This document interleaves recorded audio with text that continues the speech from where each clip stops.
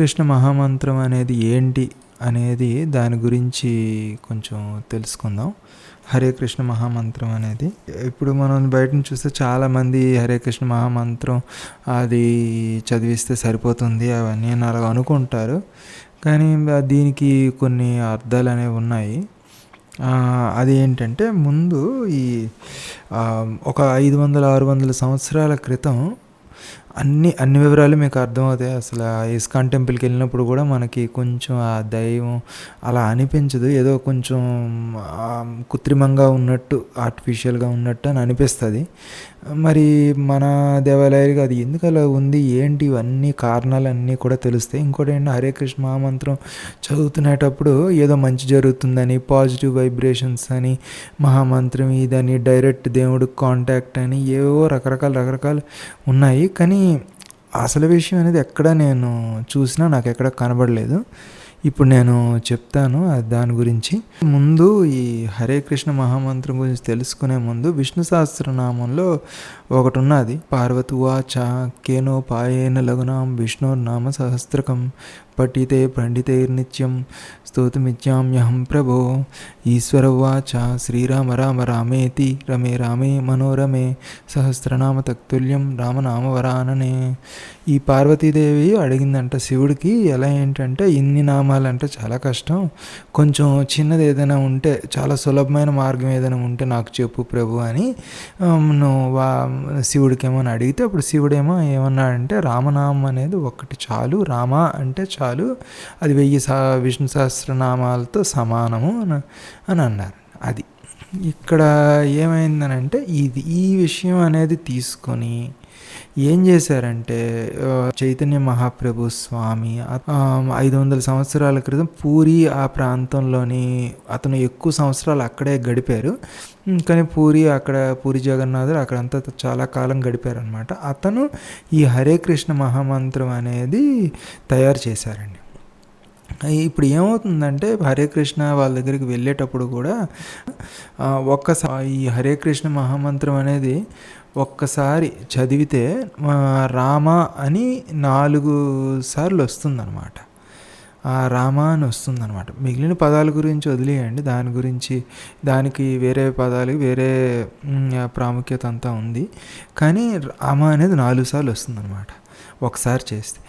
వీళ్ళు ఏం చేస్తారనంటే ఒక 10 నిమిషాలు ఎంతో పడుతుంది, ఒక రౌండ్ అంటారనమాట, 108 సార్లు అనమాట. అయితే ఏమవుతుందంటే ఇవి 16 అక్షరాలు ఉంటాయి. ఇది ఒకసారి ఒక రౌండ్స్ అని అంటుంటారు అనమాట. వాళ్ళ దగ్గరికి మీరు వెళ్ళి అడిగితే రౌండ్స్ అని అంటారు. 16 రౌండ్స్ అయినా మీరు చేయాలి అని అంటారు అనమాట. అయితే 108 సార్లు అయితే ఒక రౌండ్ అనమాట అవుతుంది. ఒక రౌండ్ అనేటప్పుడు 432 సార్లు రామ రామ అని అంటారనమాట. ఇది 10 నిమిషాలు పడుతుంది. దీనికి ప్రభుపాద స్వామి వారే మనం ఒకసారి ఆయన ఒక వీడియో తీసి చెప్పారు, 108 సార్లు ఎలా చదవాలి అని చెప్పేసి అన్నీ అతను చేసి 10 నిమిషాలకి చేశారనమాట. వీళ్ళు ఏంటంటే 16 నుంచి 21 రౌండ్లు చేయాలంటారు. అప్పుడు ఏమవుతుందంటే 10,000 సార్లు రామ రామ అనేటట్టు ఉంటుందన్నమాట. అప్పుడు ఏమైందంటే వీళ్ళు ఇలాగ రోజుకి 16 సార్లు అది చదువుతారు. ఇది 1.5-2 గంటలైనా పడుతుందన్నమాట. ఈ విధంగా ఏంటంటే విష్ణు సహస్రనామం అనేది చదివేంత పుణ్యం అనేది వీళ్ళకి వస్తుందన్నమాట. అయితే ఈ విష్ణు సహస్రనామం చదివినంత మాత్రాన ఏంటి అనేది అంటే, విష్ణు అనేది ఏంటంటే కాయేన వాచ మనసేంద్రియైర్వా బుద్ధాత్మనావా ప్రకృతే స్వభావ. ఈ ప్రకృతి యొక్క స్వభావంలోని విష్ణు ఉంటారని అంటారనమాట.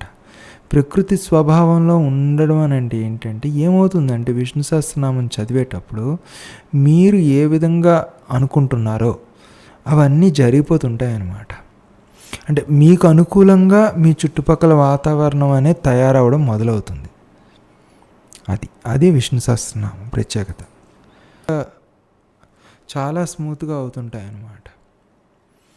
అదే ప్రత్యేకత అనమాట. దీన్ని ఏంటంటే కొంతమంది నేను అంటే కొన్ని వీడియోస్లో చూస్తున్నాను. దీన్ని అందరూ చూసి ఇదే మోక్షం అని అనేసుకుంటున్నారు. అది మోక్షానికి దీనికి కొంచెం తేడా ఉన్నదనమాట.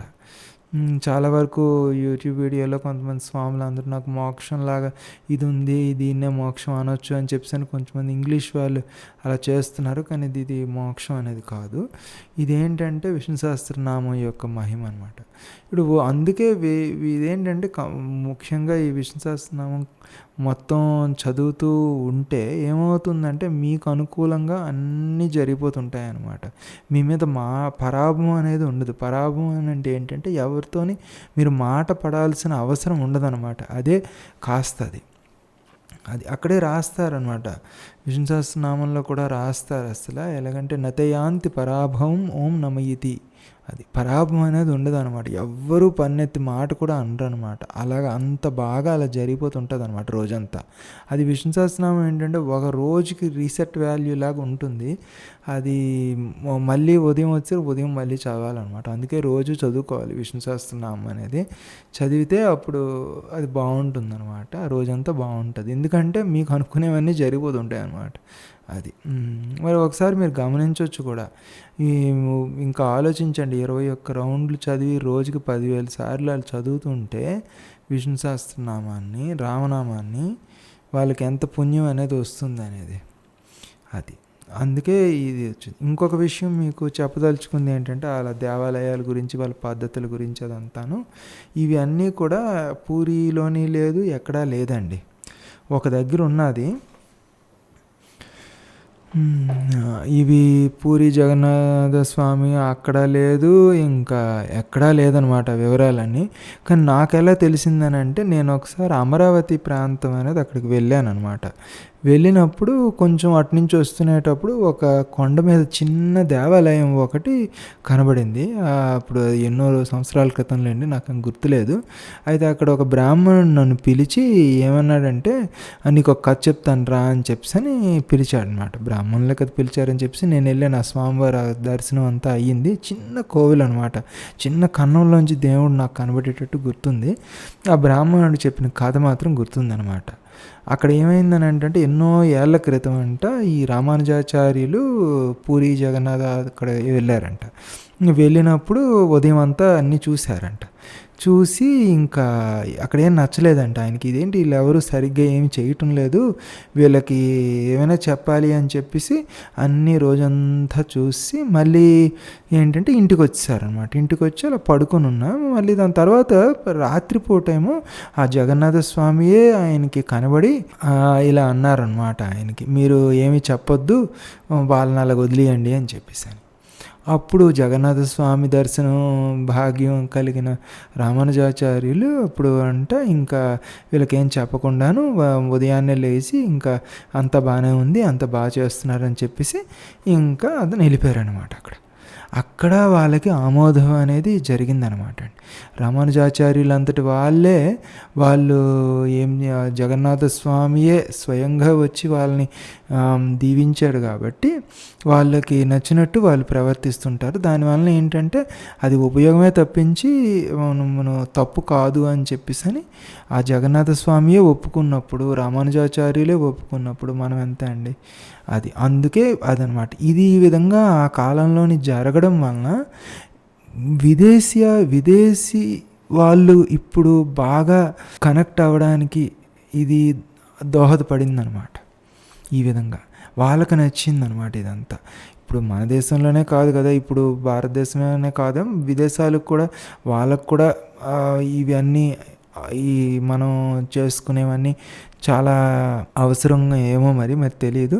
ఆ ప్రభుపాద వారు 12 సంవత్సరాలు తిరిగితేనే ఎంతో అది ఆ కాలంలోనూ అక్కడ అలా చెప్పడం వలన ఇతనికి ఈ కాలంలో ఇతనికి ఇలా పనికొచ్చిందేమోనని అనిపిస్తుంది అనమాట. ఎందుకంటే అందుకే ఏంటంటే వాళ్ళ దేవాలయాలు కానీ వాళ్ళ పద్ధతులు కానీ ఏమీ అనడానికి కూడా లేదు, ఏమీ చేయడానికి కూడా లేదు. అది ఆమోదమే అని చెప్పేసి అని ఉంటుందన్నమాట. ఇప్పుడు మీకు అర్థమైంది కదా. ఇప్పుడు హరే కృష్ణ నామం చదివితే ఏమవుతుంది, ఇంకా వాళ్ళ పద్ధతులన్నీ ఏంటి,